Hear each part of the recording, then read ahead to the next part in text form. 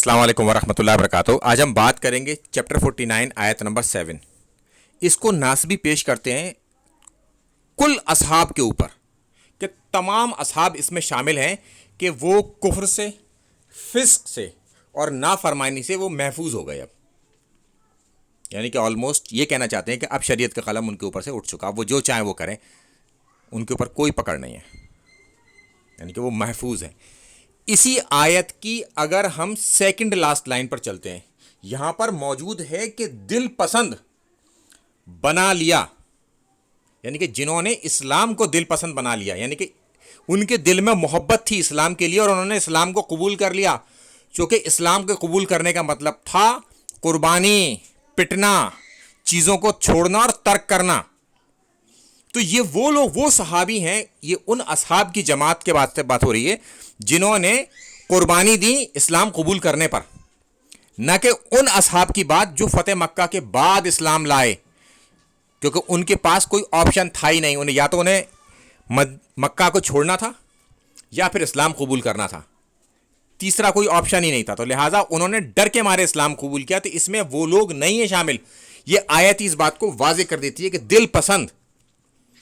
اب ہم چلتے ہیں اس سے پہلے والی آیت کی طرف، جہاں پر باقاعدہ موجود ہے فاسق، کہ جب فاسق تمہارے ساتھ خبریں لائے کریں تو تم ان کی تحقیق کر لیا کرو، یعنی کہ فاسق کی خبر کو تحقیق کرنا ہے۔ اور یہ ہے کون جو یہ خبر لائے تھے؟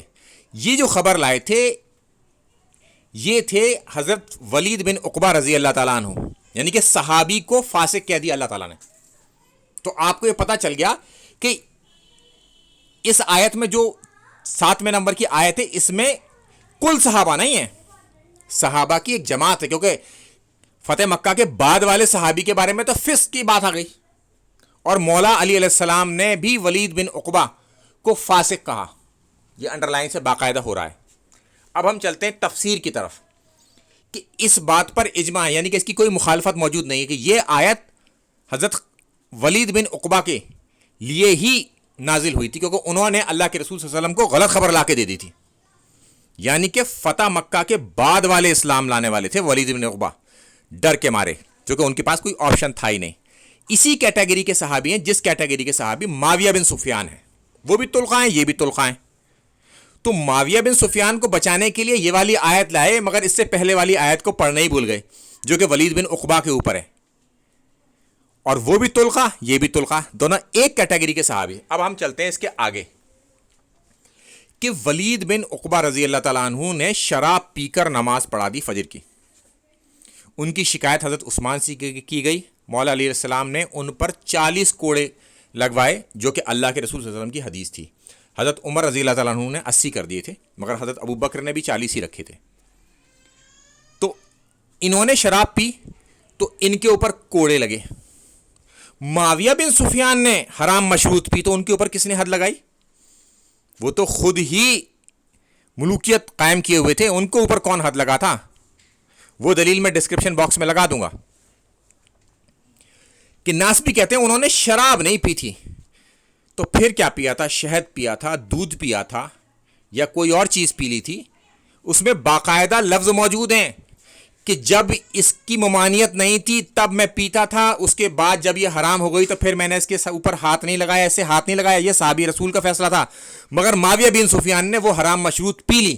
تو ایسی کون سی چیز تھی جو پہلے تو جس کی اجازت تھی، جو حرام نہیں تھی، اور بعد میں حرام ہو گئی؟ وہ صرف شراب تھی۔ تو معاویہ بن سفیان نے شراب پی تو ان کا دفاع کیا جائے گا، ولید بن عقبہ نے پی تو ان کا دفاع نہیں کیا جائے گا۔ اس سے پتہ چلتا ہے کہ اصحاب سے ان کی محبت کیا ہے۔ ایک صحابی کو تو اس بات کا دفاع ملے گا، دوسرے کو نہیں ملے گا۔ اس کا کیوں ملے گا ایسا؟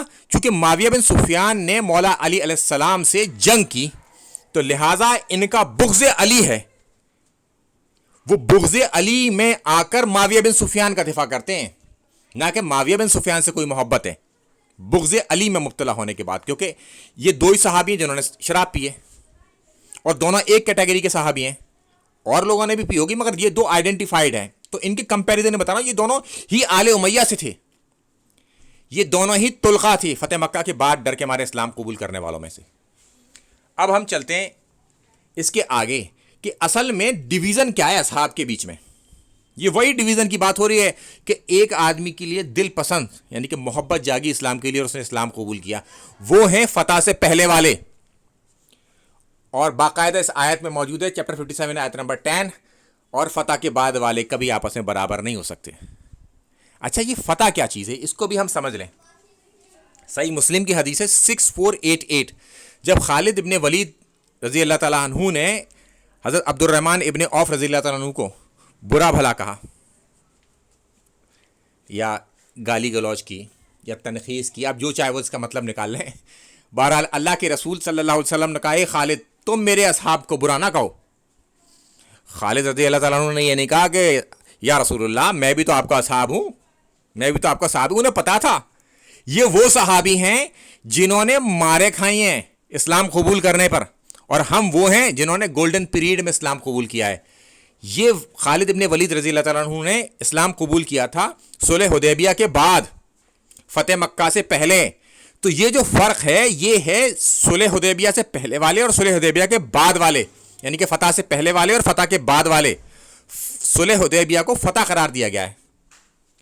اب ہم چلتے ہیں اس کے آگے کہ اصحاب میں تو منافق بھی بھرے ہوئے تھے، تو کیا منافقوں کے اوپر سے بھی قلم اٹھ گیا شریعت کا؟ سب محفوظ ہو گئے جن کے بارے میں اللہ کے رسول صلی اللہ علیہ وسلم کو بھی نہیں پتا تھا۔ اب اللہ کے رسول صلی اللہ علیہ وسلم کو کن کے بارے میں پتا تھا؟ یہ تھے 12 لوگ، اور اس میں سے 8 لوگوں سے متعلق اللہ کے رسول صلی اللہ علیہ وسلم نے فرمایا کہ یہ جنت کی خوشبو بھی نہیں پا پائیں گے، اور ان کی کمر پر دبیلا پھوڑا نکلے گا اور جو سینے سے ظاہر ہوگا۔ ان 8 کے نام موجود ہیں سب جگہ، اور لوگ علماء بتانے کو تیار نہیں ہیں۔ ایک کا نام مجھے معلوم ہے، میں ڈسکرپشن باکس میں لگا دوں گا، وہ ہے معاویہ بن سفیان۔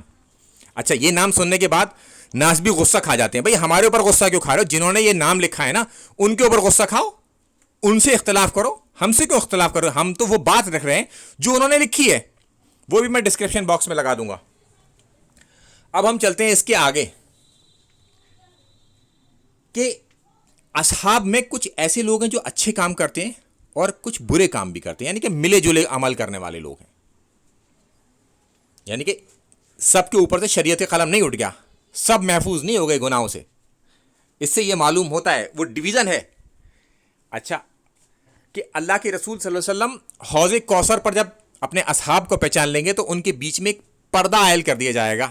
اللہ کے رسول صلی اللہ علیہ وسلم کہتے ہیں کہ میں انہیں پہچان لوں گا اور میں کہوں گا یہ میرے اصحابی ہیں، مگر اللہ تعالیٰ فرمائے گا کہ ان لوگوں نے آپ کے بعد بدعت جاری کر دی دین میں، اور دین میں نئے نئے کام کیے، اور انہیں حوض کوثر سے دور کر دیا جائے گا۔